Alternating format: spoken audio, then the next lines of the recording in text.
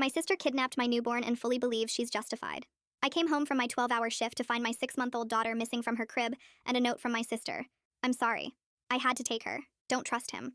My husband James was already on the phone with 911, pacing frantically, telling them my unstable sister had kidnapped our baby. She's been jealous since Willow was born, he told the officers when they arrived. Always making comments about wanting her own kids, trying to undermine us as parents. The nanny cam footage made me sick. 3:14 a.m. My sister Lena carefully lifts Willow from her crib, whispers, "I'm so sorry," over and over, then climbs out the window. She'd used the spare key I'd given her for emergencies. This was betrayal at the deepest level. The Amber Alert went out immediately. Lena's face on every phone in the state. Woman kidnaps infant niece. Considered unstable and dangerous. My parents were devastated. Mom kept saying Lena would never hurt Willow, but the evidence was right there on video. They found my sister at the bus station at 6 a.m., trying to buy tickets with cash. Willow was safe, thank God, wrapped in Lena's coat. The police arrested Lena while she kept screaming, "Check his background! He's not who he says he is!" James held me as I sobbed with relief, Willow finally back in my arms. "Your sister needs help," he said. "We should look into restraining orders." But something in Lena's eyes haunted me. The way she'd looked at James when they dragged her away. Not crazy, terrified. At the police station, Lena was allowed one phone call before booking. She called me. "I found his first wife. She's alive. Check the photo album in my apartment bottom drawer." I hung up on her. But at 2 a.m., while James slept and Willow fussed, I drove to Lena's apartment with her spare key. The bottom drawer had a folder. Inside were printed emails from a woman named Monica, claiming to be James's first wife. She wasn't dead like he'd told me. She was living in hiding. She'd reached out to Lena after seeing our wedding announcement online. Her baby had vanished when it was 8 months old. James had disappeared the same night with their savings. There were 3 other women in the emails. 3 other babies. All the babies vanished around 8 months, and all their fathers disappeared immediately after. The women found each other through a private support group for mothers of missing children, and Lena had hired a private investigator. His report was in the folder. Turns out, James Patterson, aka my husband, didn't exist before 2019. No birth certificate, no school records, no employment history. The social security number he used belonged to a child who died in 1991. He was the man taking these babies and disappearing with them, likely selling them, and now he was home alone with our child. In all likelihood, he knew I was onto him. He'd probably taken our baby and ran off to sell her by now. I went into the bathroom to throw up and called the police immediately. They arrived at my house within minutes. They found James in the middle of packing a suitcase. In his car trunk, they found new identity documents and 2 plane tickets. 1 adult, 1 infant. The flight was 3 hours away. "Your sister saved Willow's life," the agent told me. "Or at least saved her from being sold." The Amber Alert meant he couldn't move. He was trapped. When Lena was released, I thought everything was finally over. James was awaiting trial. The search for these missing babies had begun. But yesterday happened. You see, law enforcement requires DNA testing for all recovered children in trafficking cases. Standard procedure to confirm identities and build evidence. Willow's results came back. And she doesn't match my DNA. She doesn't match James's either. "That's impossible," I told the FBI. "I gave birth to her. I remember every second. The emergency case ran. The neonatal intensive care unit. Everything. They checked the hospital records. I did give birth. But the baby I gave birth to had a different blood type than Willow. The IVF clinic I'd used called while I was still processing this. The doctor's voice was shaking. "We need you to come in immediately. There's been a situation with multiple patients." "What kind of situation?" "We're still investigating, but it appears embryos were deliberately switched. Several couples from your treatment cycle are reporting DNA inconsistencies." I looked at Willow sleeping in her crib. The baby I loved more than life itself. The baby my sister risked everything to save. Somewhere out there, another couple might have my biological child. And James is the only person who might know where that couple is. I know he's going to want me to help him in exchange. But I don't care. I got in my car and started driving to jail to talk to him. I sat in the parking lot for 20 minutes with both hands locked on the steering wheel, trying to make my breathing slow down and stay even. The jail building looked gray and cold under the afternoon sun, and every time I thought about walking through those doors to face James, my stomach twisted into knots. But he was the only person who knew where my real daughter might be. The baby I actually gave birth to, who was somewhere out there with strangers. I forced myself to open the car door and step out onto the hot pavement. My legs felt shaky as I walked toward the entrance, and I kept thinking about how I was about to make some kind of deal with the man who tried to sell Willow. The guard at the front desk checked my ID and had me sign a visitor log, then pointed me toward a waiting area with plastic chairs bolted to the floor. I sat there for another 10 minutes watching other visitors come and go, mostly tired-looking women with small children. Finally, a different guard called my name and led me down a hallway that smelled like bleach and floor wax. The visit room was small and cold with a metal table in the middle and cameras mounted in every corner. I sat down in one of the chairs and waited. My hands folded tight in my lap to keep them from shaking. The door on the opposite side opened and James walked in wearing orange jail clothes that made his skin look pale. He actually smiled when he saw me. That same easy grin I used to think was charming back when I believed everything he told me. He sat down across from me and leaned forward with his elbows on the table. He started talking right away about how we could help each other, how he had information I needed, and I could help him get better treatment. He said he knew exactly where my biological baby was, knew the whole system of how embryos got switched and babies got sold to rich people who wanted healthy infants. But he wanted his charges reduced from trafficking to something lighter, and he wanted moved to a safer jail where other prisoners wouldn't threaten him. I felt anger building up in my chest like pressure behind my ribs, hot and tight. He was sitting there talking about my daughter like she was just another bargaining chip, another thing he could trade for his own benefit. I told him I wasn't making any deals without the FBI or police present. He shrugged and leaned back in his chair, totally calm. He said that was fine. He had plenty of time to wait while I decided how badly I wanted to find my real child. I stood up without saying anything else and walked to the door. My hands were shaking, so bad I could barely hold the pen to sign out at the front desk. I made it to my car and sat there for a few minutes just breathing, trying to calm down enough to drive. The next morning, I drove to the FBI field office downtown and asked to speak with the agent handling James's case. They put me in a conference room, and 15 minutes later, a woman in her 40s walked in carrying a thick file folder. She introduced herself as Teresa Griffin and shook my hand with a firm grip. She had short brown hair and kind eyes, but her whole manner was serious and no nonsense. I explained what happened at the jail, how James said he knew where my biological daughter was but wanted a deal first. Teresa listened carefully and took notes on a yellow legal pad.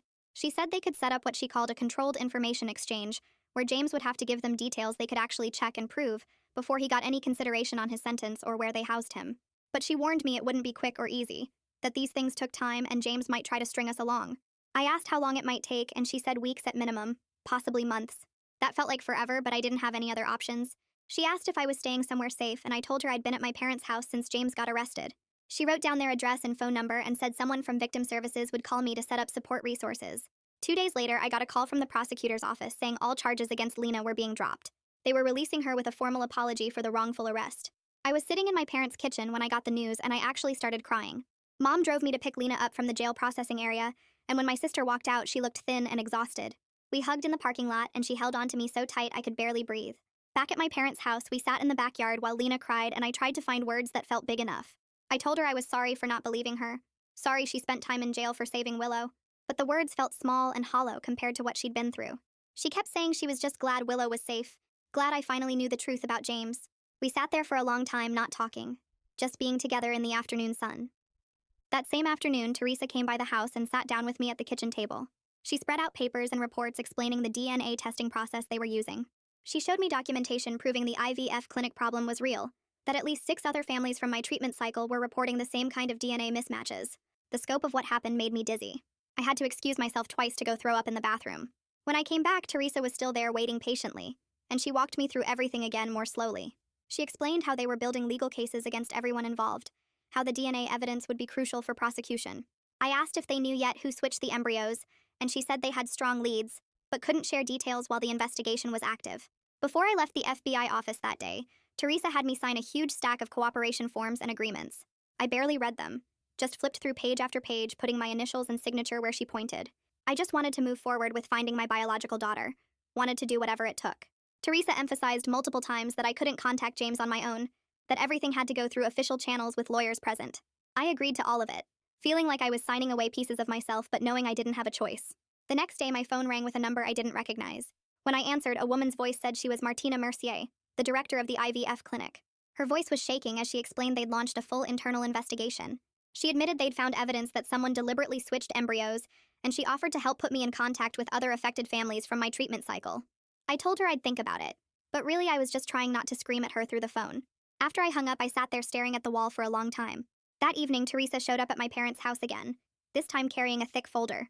It was the private investigator's report that Lena had paid for, the one that uncovered James's fake identity. We sat at the kitchen table going through every page while my parents hovered nearby. Teresa pointed out key pieces of evidence, explaining how the identity fraud trail was solid and would hold up in court.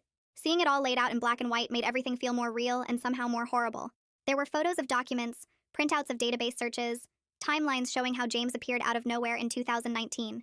Each page was another piece of proof that my entire marriage had been built on lies. My parents stayed in the kitchen the whole time Teresa and I worked, bringing us coffee and asking quiet questions. After Teresa left, Mom sat down at the table and started crying. She said she always treated Lena like she was making things up or being too sensitive about everything. Dad put his arm around her shoulders and said they both made mistakes by not taking Lena's concerns seriously over the years. The conversation was painful, but it felt necessary. like finally draining an infected wound that had been festering too long. We talked for hours that night about family patterns and old hurts, about how we needed to do better going forward. It didn't fix everything, but it was a start. 3 days after James's arrest, a woman from CPS knocked on my parents' front door around 10 in the morning.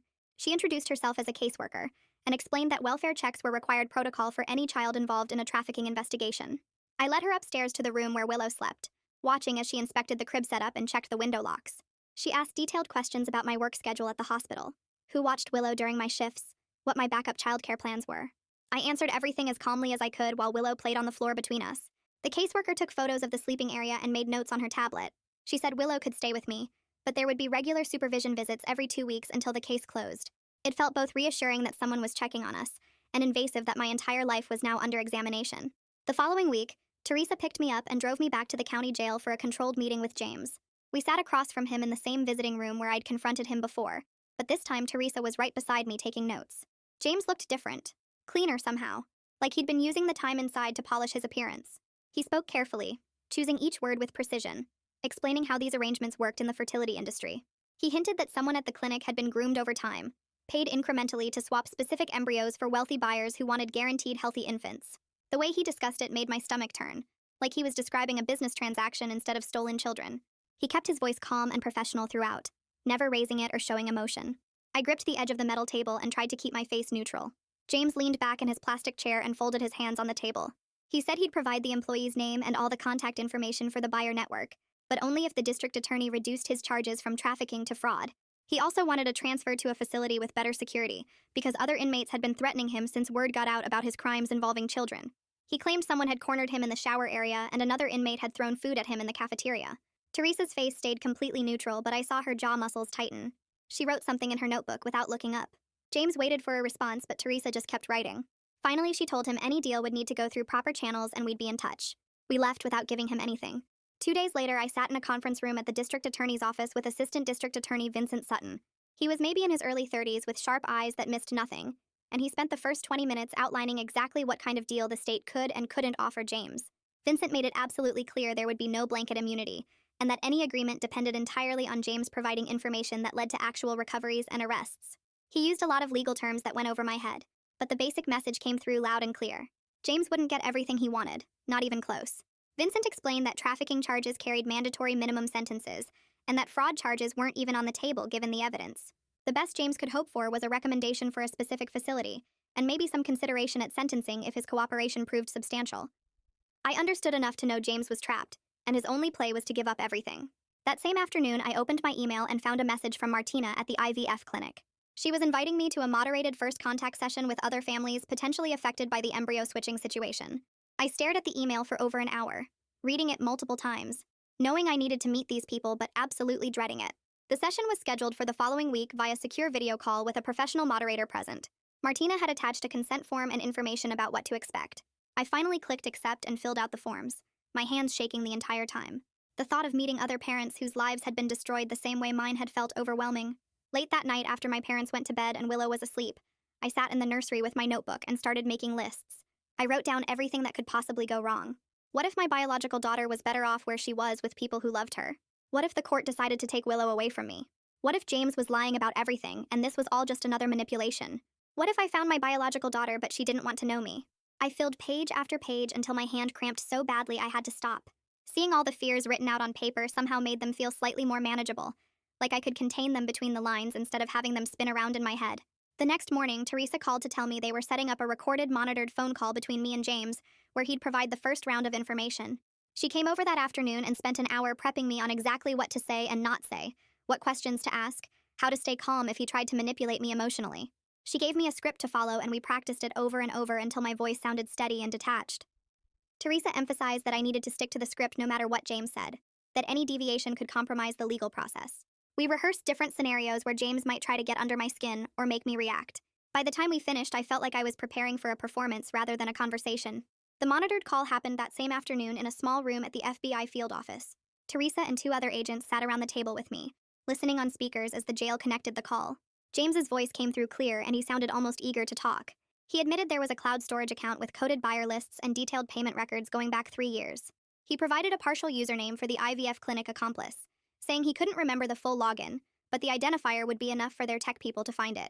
His voice had this quality of pride to it, like he was showing off how clever the system had been. He described the coding system they'd used to track embryos and payments, explaining it like he was teaching a class. I followed Teresa's script exactly, asking the specific questions she'd written down, keeping my responses minimal. The whole call lasted maybe 15 minutes, but it felt like hours. Within hours of that call, the FBI's digital forensics team cracked into the cloud account using the information James had provided.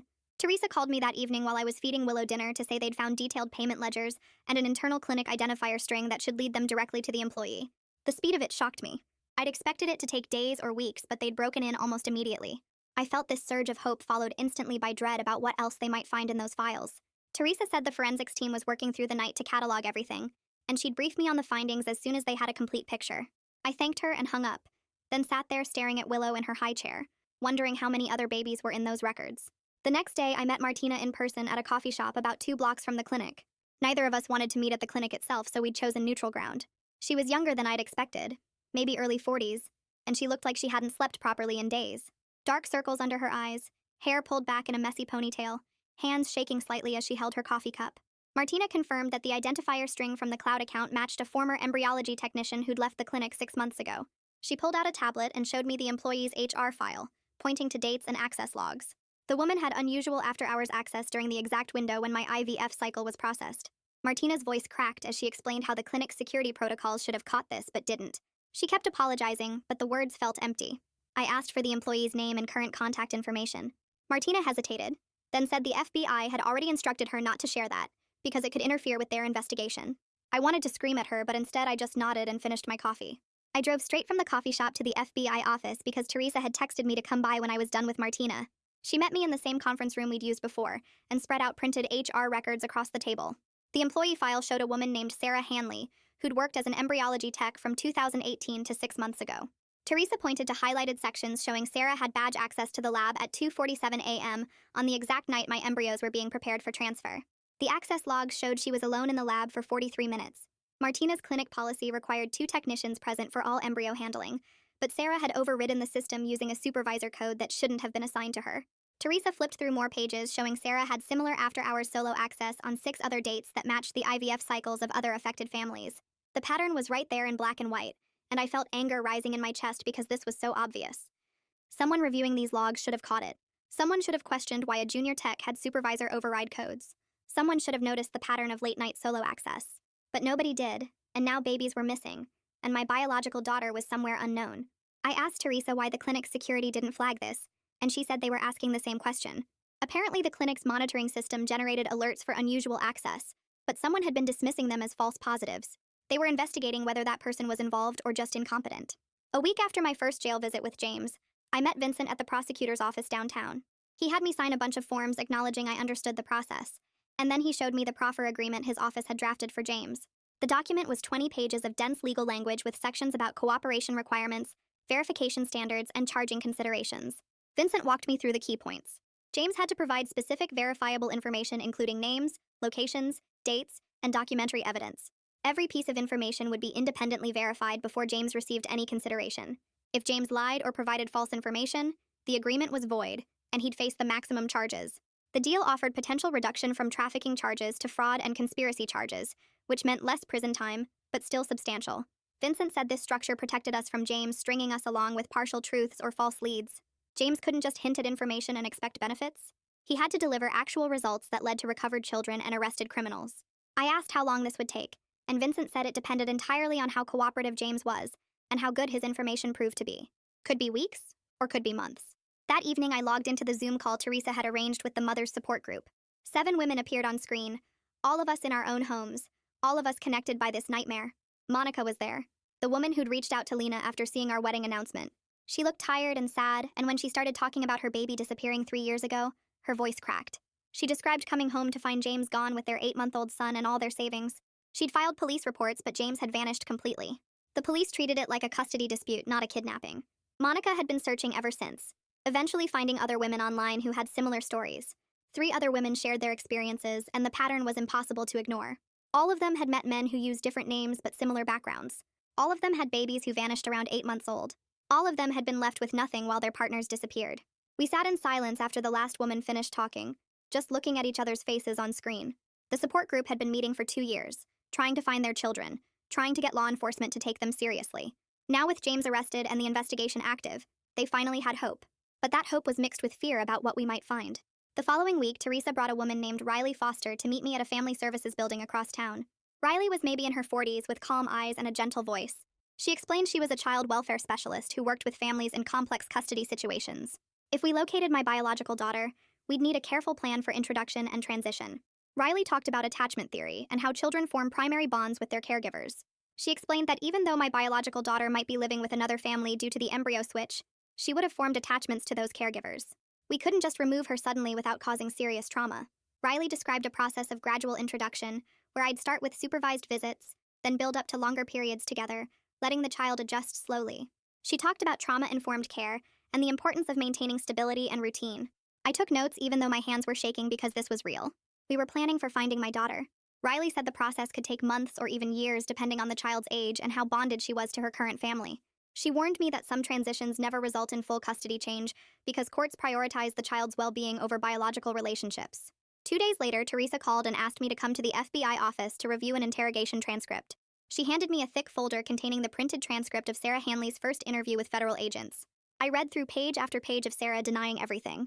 She claimed she didn't know anything about embryo switching. She said her after-hours access was for legitimate work catching up on documentation.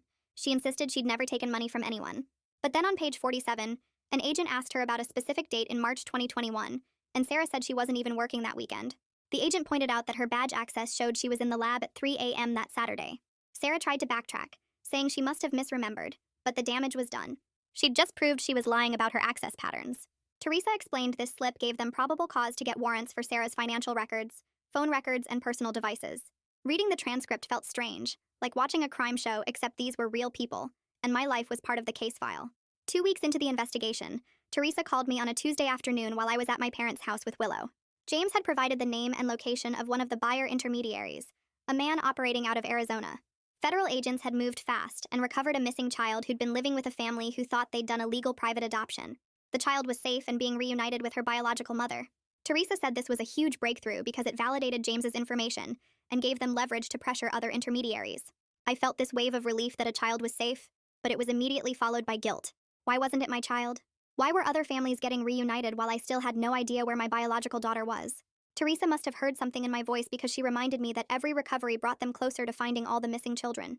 The investigation was moving forward, and James was cooperating because he wanted that reduced sentence.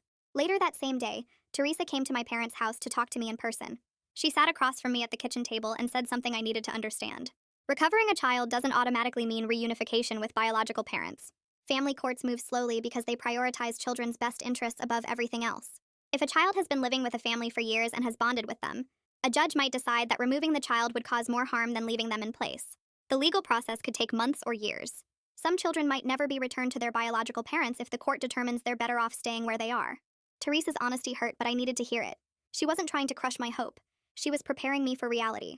The legal system wasn't designed for situations like this where embryos were deliberately switched, and children were placed with families who had no idea they weren't raising their biological kids. Later that week, Lena came over to my parents' house and asked if she could babysit Willow under the CPS-approved supervision plan. I talked it through with Riley first, who said supervised visits with family members were encouraged as long as CPS signed off.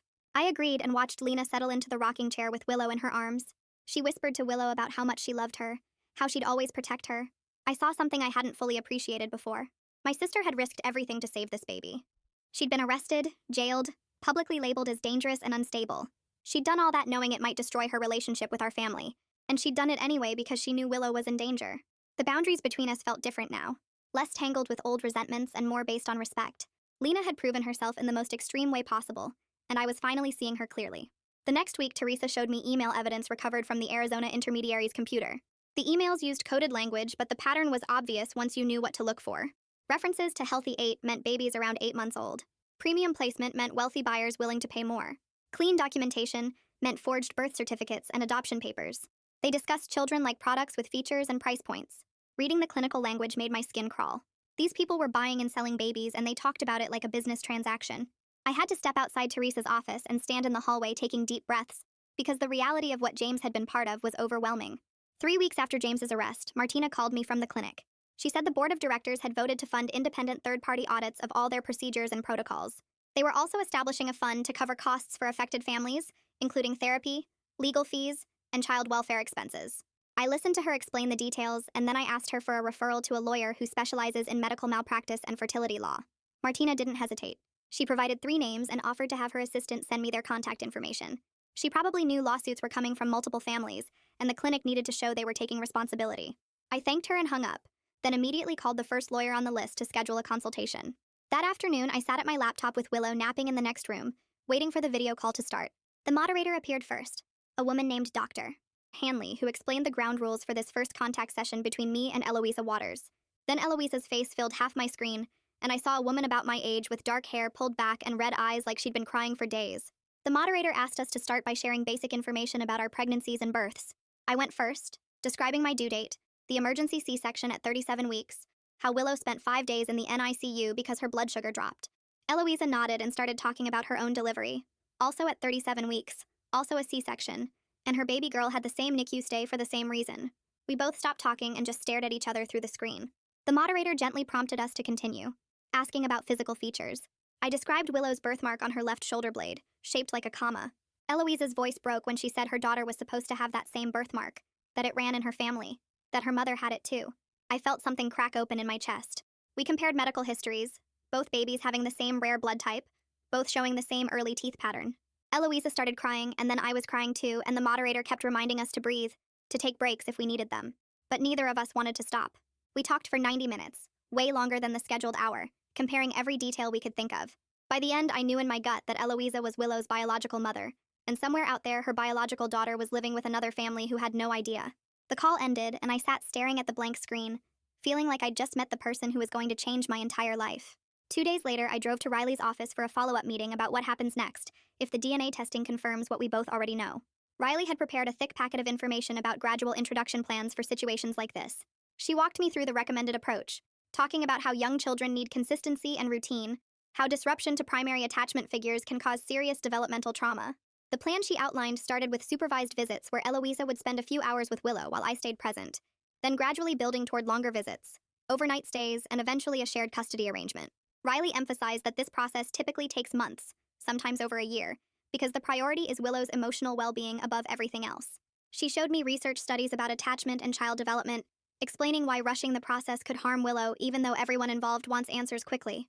I listened and took notes and tried to focus on the logic of what she was saying, but inside I felt like I was reading instructions for how to slowly lose my daughter. Riley must have seen something in my face because she stopped mid-sentence and told me this was about adding another parent to Willow's life, not replacing me. I nodded, but I didn't believe her. The plan was thoughtful and careful, and made perfect sense from a child welfare perspective, but it still felt like preparing to have my heart ripped out in slow motion. The next morning, a letter arrived from the county jail with James's inmate number stamped on the envelope. I held it for maybe 5 seconds before driving straight to Teresa's office and handing it over unopened. She took it with gloved hands and logged it into the evidence system, explaining that any communication from James could be relevant to the case. I told her I didn't care what he had to say, that I was done letting him have any access to my emotional life. Teresa nodded and said that was probably the healthiest choice I could make. She added the letter to a growing file of evidence, and I walked out feeling lighter, like I'd just set down a weight I'd been carrying. That same week, Teresa called me to her office to explain what the FBI's financial forensics team had found. They'd traced wire transfers from what looked like legitimate charity organizations into the embryology tech's personal bank account, small amounts spread out over 18 months. Teresa pulled up spreadsheets on her computer showing the pattern, each payment between $200 and $500, coming every few weeks like clockwork. She said these microcredits were probably designed to stay under the radar of automatic fraud detection systems that flag larger suspicious transactions. The total added up to almost $40,000. I stared at the numbers feeling sick, realizing someone had paid that much money to deliberately switch embryos and destroy families. Teresa explained they were now backtracking every charity to identify the actual source of the funds, building a paper trail that would connect the tech to the trafficking network. The level of planning involved, the careful, systematic approach to hiding the payments, made everything feel more calculated and evil than I'd even imagined. 4 weeks after the investigation started, I was scrolling through news alerts on my phone when I saw the headline about a fertility clinic employee arrested in another state. The article didn't name the clinic, but I knew immediately it was about our case. I called Teresa, and she confirmed that federal agents had picked up the former embryology tech at her new job that morning. Within hours, Martina sent an email to all affected patients explaining that several current staff members were being placed on administrative leave pending the audit results, and that the clinic would issue a full public statement. I spent the rest of the day reading news coverage online, seeing my private nightmare turn into headlines and comment sections. Strangers were debating fertility clinic regulations and embryo handling protocols, and somewhere in all those words was my life falling apart, reduced to a cautionary tale about medical oversight. The following week, Riley coordinated the DNA sample collection for both me and Eloisa, setting up appointments at different approved labs to maintain chain of custody protocols. She explained that proper documentation now would prevent legal disputes later, when custody arrangements got formalized. I showed up at the lab and a technician swabbed the inside of my cheek, the whole process taking maybe 2 minutes. The swab itself was simple, just a long Q-tip scraped against my gums, but sitting in that sterile room, I couldn't stop thinking about what the results would mean. Riley said we'd have answers within a week. 7 days to find out if my worst fear was confirmed, if Willow was biologically Eloisa's daughter, and I was raising a child who belonged to someone else. 5 weeks into the investigation, Teresa called with an update that 2 more missing children had been located using information from James's buyer list. She didn't give me details about where or how, just said the FBI was coordinating with local authorities in 2 different states. That evening, the mother's support group chat exploded with messages. Monica posted that she'd received a credible lead about her son's possible location in the Pacific Northwest, that investigators were following up on a family who'd adopted a boy matching his description and timeline. The chat filled with crying emojis and prayer hands and messages of hope, mixed with fear about what happens if they actually find these kids. I read through everything feeling this weird combination of happiness for the progress and guilt that my situation was moving faster than theirs. Around the same time, Vincent called to explain the deal he'd negotiated with James's legal team. James would appear before a grand jury and provide testimony against the supply chain operators and buyers in exchange for reduced sentencing recommendations. Vincent was careful to emphasize that reduced didn't mean eliminated, that James would still face significant prison time, probably 15 to 20 years minimum. He said this was as good as it gets given how serious the crimes were and how much information James had to trade. I asked if we had any choice in whether the deal happened, and Vincent said technically no, that prosecutorial discretion meant his office made these decisions, but that he wanted me to understand the reasoning. I told him I understood, even though part of me wanted James to rot in prison forever. That night, the support group chat turned into an intense debate about whether plea deals were actually justice or just the system taking shortcuts. Some of the mothers wanted maximum punishment for everyone involved, full trials and life sentences, and no mercy. Others argued that getting children back quickly mattered more than revenge, that plea deals meant faster resolutions and less trauma for the kids. I watched the conversation go back and forth for hours, different women sharing their perspectives, some getting angry, others trying to mediate. I finally typed that I was somewhere in the middle, that I wanted both justice and results, that it shouldn't be an either-or choice. Several people liked my comment, but the debate kept going, everyone processing their pain differently. 6 weeks after Willow's initial DNA test, Teresa called and asked me to come to her office. I knew from her voice what she was going to tell me. I drove there with my hands gripping the steering wheel too tight, walked through the FBI building on autopilot, sat down across from Teresa's desk. She pulled out a folder and opened it and told me the results had come back confirming that Eloisa Waters was Willow's biological mother. The DNA match was definitive.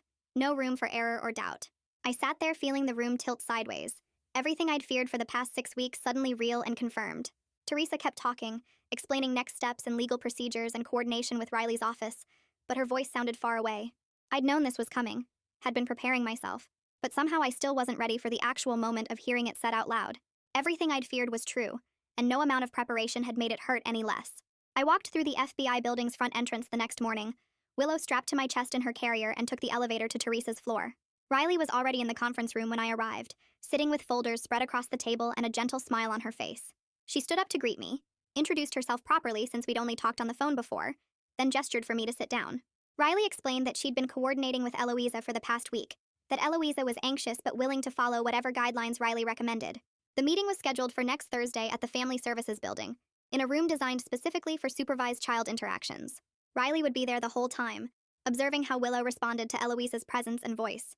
She handed me a packet of information about attachment theory and what to expect during first contact situations. I took the papers and nodded, trying to focus on her words while Willow squirmed against my chest. Riley said the goal wasn't to force any immediate bond, just to let Willow see Eloisa's face and hear her voice in a safe environment. I asked what I should do if Willow cried or seemed scared, and Riley said to trust my instincts as her primary caregiver. The conversation lasted 40 minutes, and by the end I felt slightly less terrified but still completely unprepared.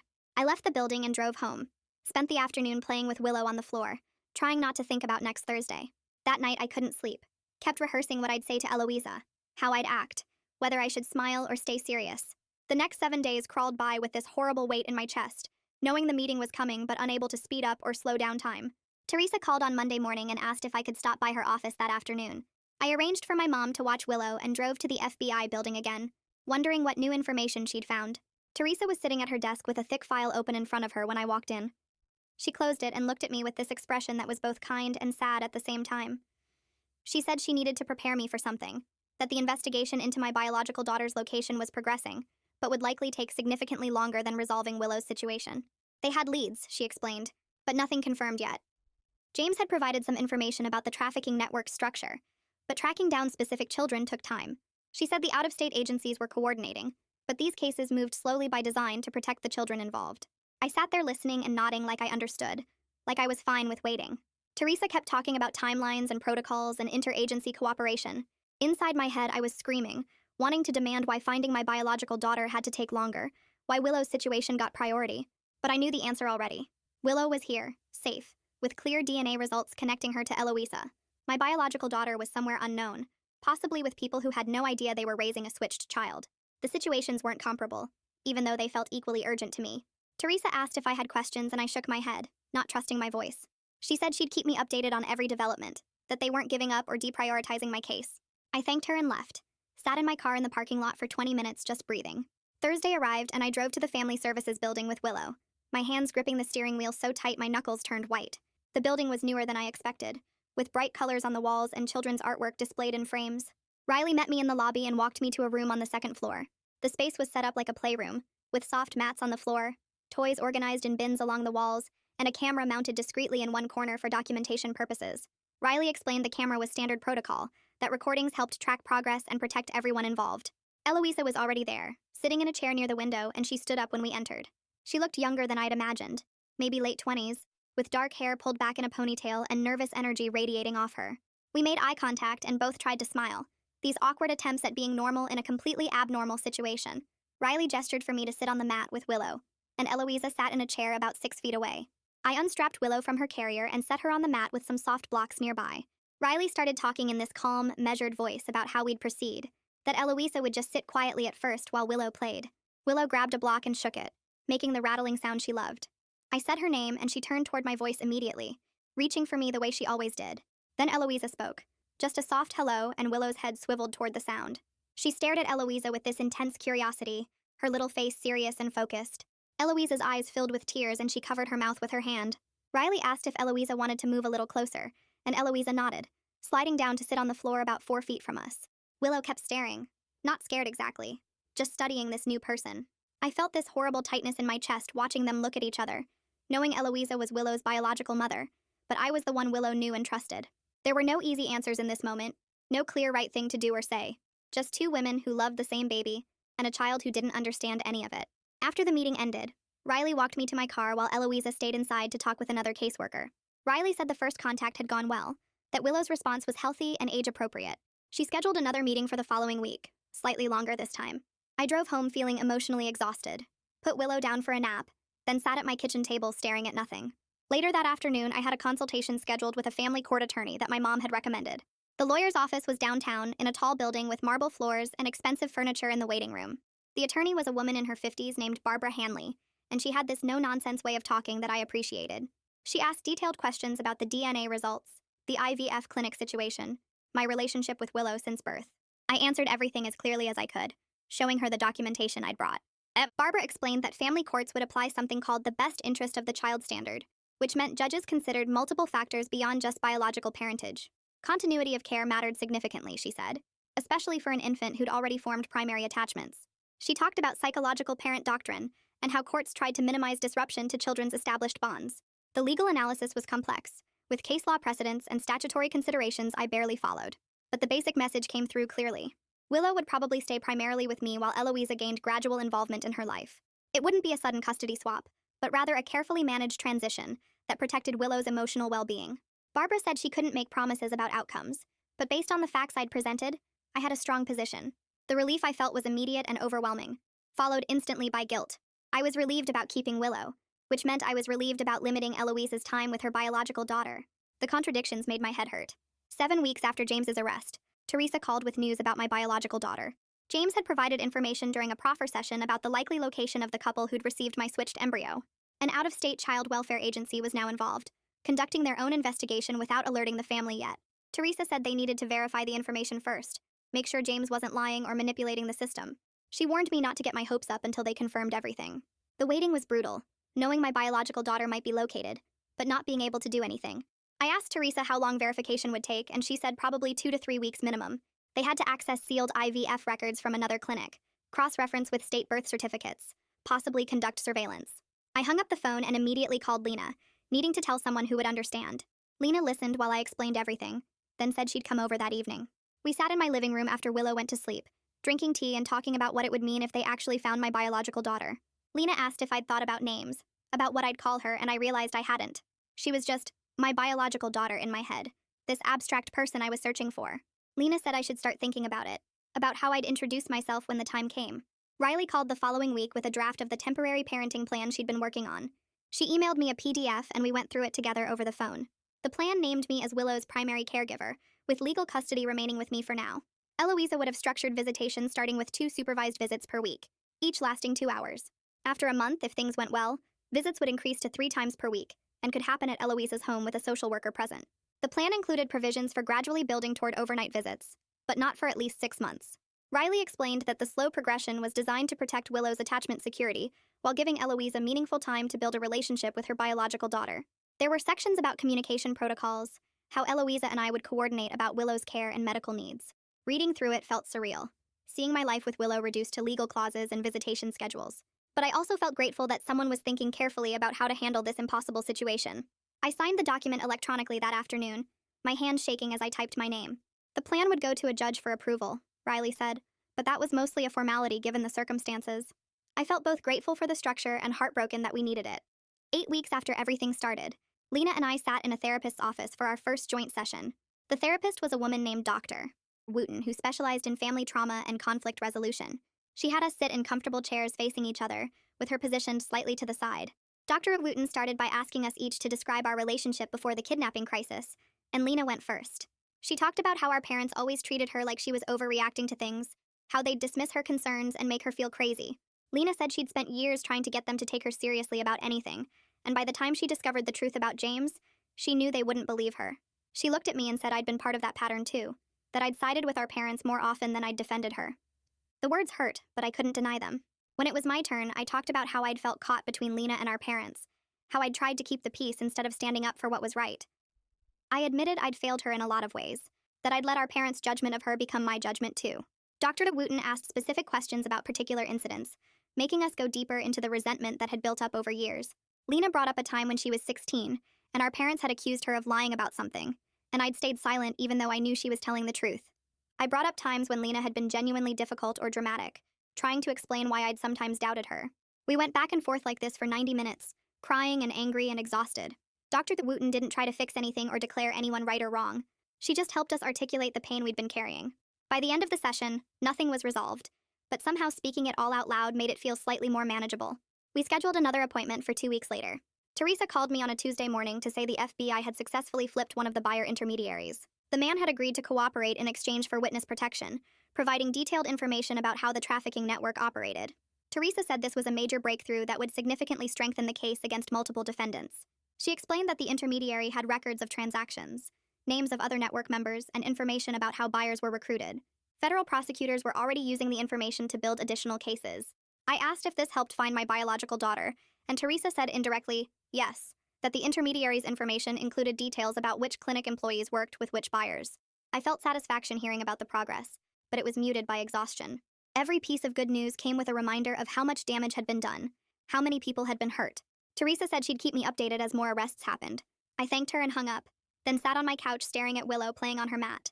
She was getting bigger every day, developing her own personality, completely unaware of the legal machinery grinding away to sort out her life. 9 weeks into this nightmare, Martina called a meeting with all the affected patients from my IVF treatment cycle. She'd rented a conference room at a hotel and hired a mediator to facilitate the discussion. When I arrived, there were 6 other couples there, all looking as shell-shocked as I felt. Martina stood at the front of the room and announced that the clinic was establishing a civil settlement fund to cover therapy costs, legal fees, and child welfare expenses for everyone affected by the embryo switching. She said they were taking full responsibility for the breach in protocols that had allowed this to happen. The mediator explained how the fund would work, what expenses would be covered, how we'd submit claims. I listened, but felt increasingly skeptical about whether the clinic's self-determined compensation would be adequate.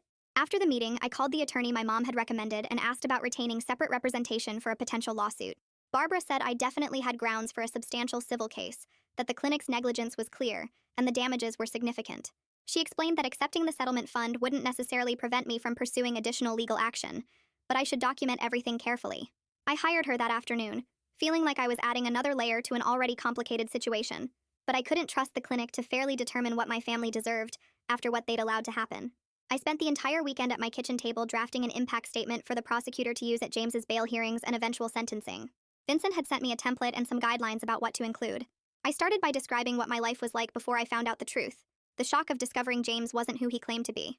I wrote about the DNA results, learning Willow wasn't my biological daughter, the ongoing trauma of not knowing where my biological daughter was. I described how James's crimes had destroyed my sense of safety and trust, how I questioned every relationship and every memory. I wrote about the fear I felt knowing he'd been planning to sell Willow, that my sister had saved her life by kidnapping her. The words came slowly at first, then faster as I got into it. I wrote about the impact on my parents, on Lena, who'd been arrested and jailed for trying to protect us. I wrote about Eloisa and the impossible situation we were navigating together, both of us victims of the same system. The statement ended up being 4 pages long, single-spaced, every sentence packed with specific details about how James's actions had affected my life. Writing it out was brutal, forcing me to confront everything that had happened and articulate it clearly. But it was also empowering in a weird way. This was my voice in the legal process, my chance to make sure the judge understood exactly what James had done. I printed 3 copies, signed each one, and mailed them to Vincent's office on Monday morning. 10 weeks after the investigation began, Riley called while I was feeding Willow breakfast.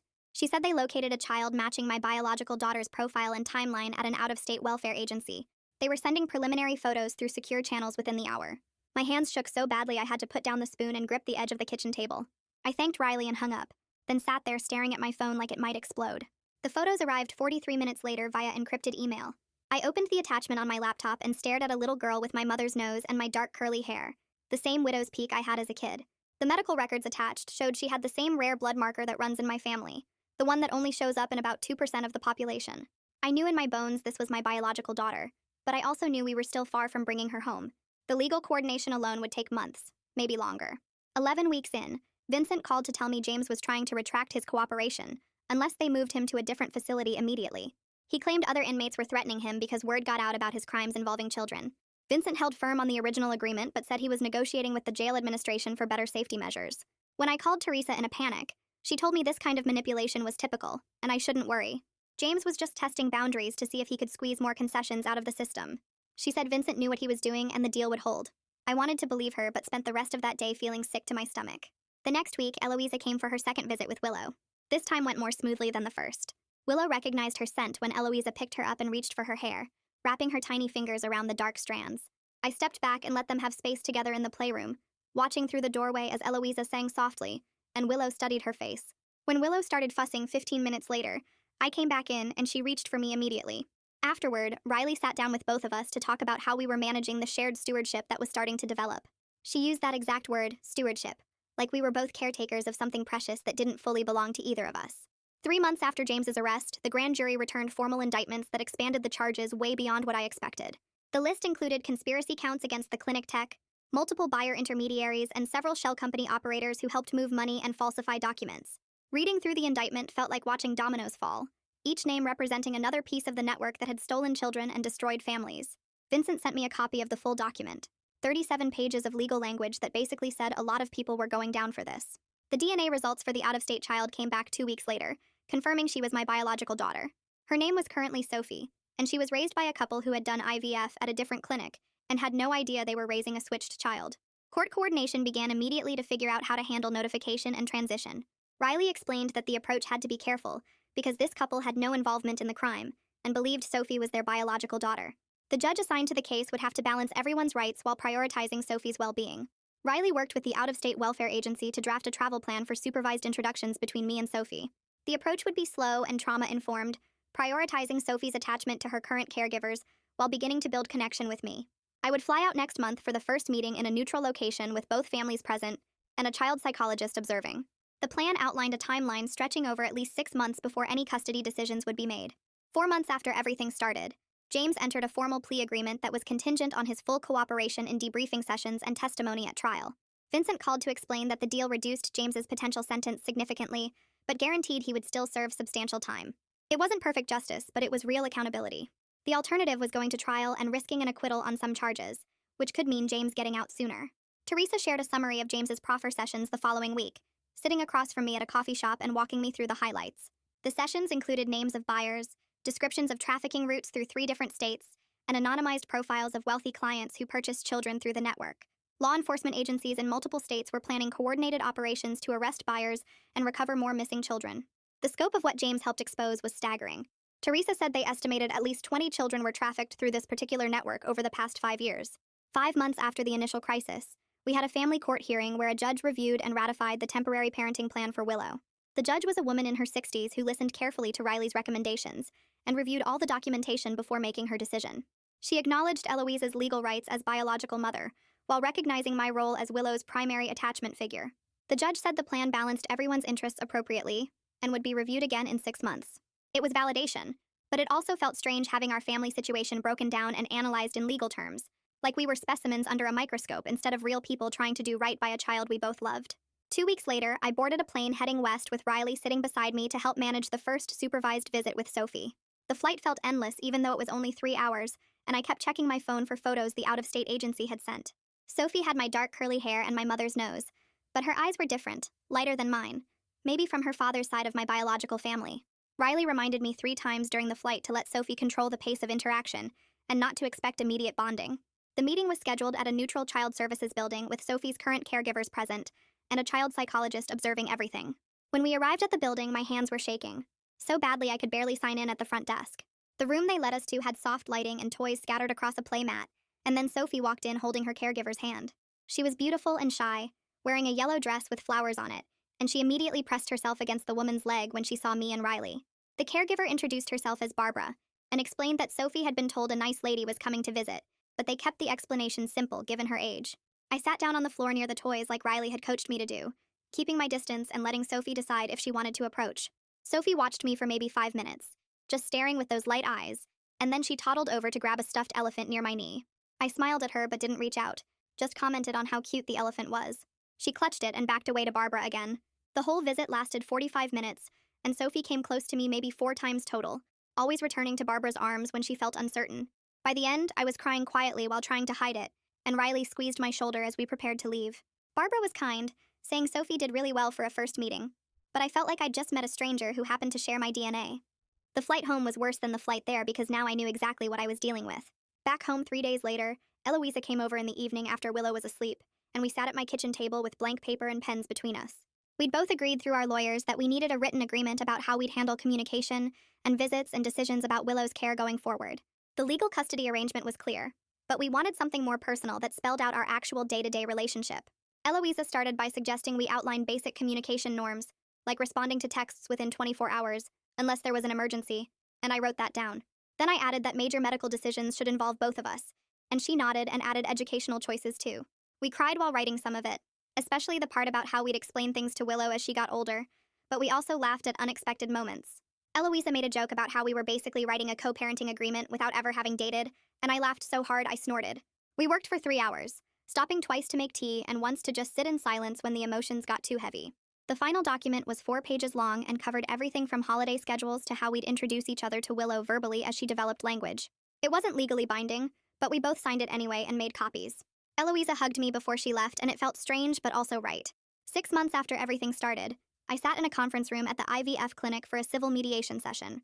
Martina was there with 3 lawyers from the clinic's legal team, and I had my own attorney beside me. The mediator was a woman in her 50s who explained we were here to discuss restitution categories without admitting fault for litigation purposes. My lawyer had prepared me for how clinical this would feel, but hearing them break down my trauma into dollar amounts still made my stomach turn. They discussed therapy costs first, with Martina's team offering to cover up to 50 sessions for me and any affected family members. Then they moved to legal fees, and there was back and forth about what qualified as directly related to the embryo switching versus the trafficking case. Lost wages came next, and I had to provide documentation of the shifts I'd missed at the hospital. The lawyers talked about funds for the children's future needs, suggesting trust accounts that would be accessible for education and medical expenses. Everything was spreadsheets and categories and calculated amounts, and I kept thinking about how none of this money would undo what happened. My lawyer pushed for higher numbers than the clinic initially offered, and Martina looked pained during some of the exchanges but didn't argue against the increases. The mediation lasted 4 hours, and by the end we had a preliminary framework that would go back to both legal teams for refinement. I signed some initial agreements and left feeling like I'd just sold pieces of my life for cash. The pre-sentencing hearing happened 2 weeks later in a federal courtroom with James sitting at the defense table 20 feet away from me. I'd practiced reading my impact statement with my therapist, but actually doing it in front of James was different. My hands shook holding the paper and I had to stop twice to breathe. I described coming home to find Willow missing, discovering James's lies, learning that the daughter I'd raised wasn't biologically mine. I explained how my sister was arrested for trying to protect Willow, and how that trauma compounded everything else. James didn't look at me the entire time I spoke, just stared at the table in front of him. When I finished, Lena was called up to give her statement. She described being handcuffed at the bus station, spending days in jail, being called unstable and dangerous when she was actually the only person who saw the truth. Her voice broke when she talked about watching them take Willow away at the station, and not knowing if she'd ever see her again. The judge listened carefully and took notes, asking a few clarifying questions but mostly just absorbing our words. The prosecutor presented the cooperation agreement and James's debriefing contributions, and the defense attorney argued for leniency based on his assistance. The whole hearing lasted 3 hours, and I left feeling like our voices had finally mattered in a system that usually made us feel invisible. 3 days after the hearing, Teresa called to tell me that James's final intelligence briefing had led federal agents to a family in Oregon, where Monica's son had been living for 3 years. The family had adopted him through what they thought were legal channels, having no idea he was actually a trafficked child. Monica sent a message to the support group chat that just said she never thought she'd see him again, followed by about 30 crying emojis. The group chat exploded with messages of celebration and relief, everyone typing over each other about how this was proof that the investigation was actually working. I felt genuine joy for the first time in months, not the complicated relief or guilty gratitude I'd been experiencing, but actual happiness that Monica would be reunited with her son. The group decided to have a video call that evening to celebrate together, and seeing everyone's faces light up reminded me that we were all in this together. Someone suggested we send flowers to Monica, and within an hour we'd pooled money and placed an order. It felt good to celebrate something unambiguously positive. 7 months after James's arrest, he was sentenced to 18 years in federal prison. I sat in the courtroom gallery with Lena beside me, watching the judge deliver the sentence. The maximum had been 30 years, but the cooperation agreement reduced it substantially. The judge acknowledged James's assistance in recovering children and dismantling the trafficking network, but also emphasized the severity of his crimes and the lasting harm to victims. James would serve his time in a facility with protective custody because of the nature of his crimes involving children. 18 years meant he'd be in his 50s when he got out, assuming good behavior didn't reduce it further. It wasn't everything I'd wanted, but it was substantial time, and it kept him away from children during years when he could have continued his pattern. Lena squeezed my hand when the judge announced the sentence, and I felt some of the tension I'd been carrying for months finally release. James was led out of the courtroom in handcuffs, and I didn't feel satisfaction exactly, but I felt closure on that particular chapter. The other sentences came down over the following weeks. The buyer intermediary who'd flipped and cooperated received 5 years, which felt light but was apparently standard for cooperation deals. The embryology tech who'd actually switched the embryos accepted a plea deal for 7 years, plus restitution payments to affected families. Martina held a press conference to announce the clinic's policy overhauls, including new security protocols with dual verification for all embryo handling and mandatory oversight reviews. I watched the press conference online and felt that the reforms were inadequate given what had happened, but I also understood they were necessary steps to prevent future incidents. The news coverage was extensive, with multiple outlets running stories about the trafficking ring and the embryo switching scandal. My name was kept confidential in most reports, but some of the other affected families went public with their stories. 8 months into this nightmare, Eloisa began having unsupervised time with Willow. We started with just a few hours on weekend afternoons, with Eloisa taking Willow to the park or her apartment. I monitored my own reactions in therapy, working through the grief of losing exclusive motherhood while trying to support Willow's relationship with her biological mother. Some days were harder than others. I'd watch Eloisa buckle Willow into her car seat and feel panic rising in my chest, even though I knew rationally that Eloisa wasn't going to disappear with her. My therapist helped me identify the difference between reasonable caution and trauma-driven anxiety. After 6 weeks of successful afternoon visits, we progressed to overnight stays, and that first night without Willow in the house felt impossible. I checked my phone every hour and barely slept, but Eloisa sent photos and updates, and when I picked Willow up the next morning, she was happy and healthy. The overnights gradually became routine. 9 months after everything began, Eloisa and I met with both our attorneys and Riley to formalize a permanent parenting plan. The plan named me as Willow's legal guardian with full custody, while giving Eloisa substantial ongoing involvement in her life.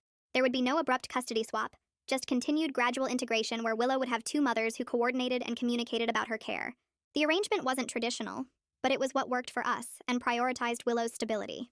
Riley emphasized that as Willow got older, we'd need to be prepared to explain the situation in age-appropriate ways and potentially adjust the arrangement based on Willow's needs and preferences. Both attorneys reviewed the document carefully, and we all signed it in Riley's office. Eloisa and I hugged afterward, and I felt grateful that we'd found a way to navigate this impossible situation with grace. Sophie's caregivers and I worked out a similar gradual arrangement through the out-of-state family services agency. Sophie would begin scheduled overnight visits with me while maintaining her relationship with Barbara and her husband, who'd raised her since the embryo switch. The transitions were carefully paced to minimize trauma, with a child psychologist monitoring Sophie's adjustment at each stage. I flew out once a month for visits, and Barbara sent photos and videos between trips. The arrangement felt achingly slow, but I understood it was necessary.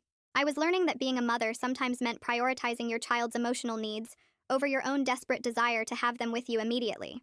Sophie was bonding with me gradually, and that was enough for now.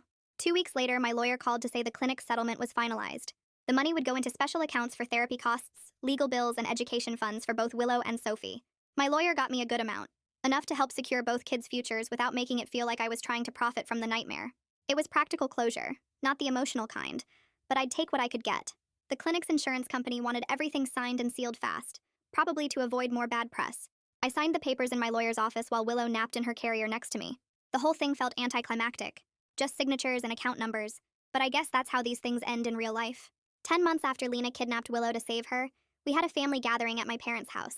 Mom made her usual too much food, and Dad kept fussing with the thermostat like he always does when he's nervous. Lena held Willow on the couch, and Willow grabbed at Lena's necklace and babbled. My parents sat down across from us, and Mom's eyes were already red before she started talking. She said she was sorry for treating Lena like she was always making things up, sorry for not listening when it mattered.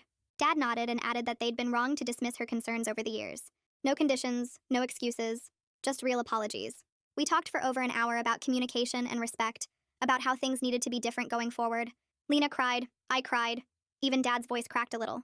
The healing wasn't complete, probably never would be, but it was real progress built on honesty instead of pretending. Late one night, I stood in the doorway of the room where two cribs now sat side by side. Willow and Sophie were both asleep, their breathing steady and peaceful. My calendar on the wall had color-coded schedules for Eloise's visits, and Sophie's caregiver coordination. Purple for Eloise's days with Willow, green for my trips to see Sophie, blue for when Barbara brought Sophie here. There were no heroes in this story, just people doing their best with an impossible situation that nobody asked for. The plan held, the children were safe, and somehow that was enough.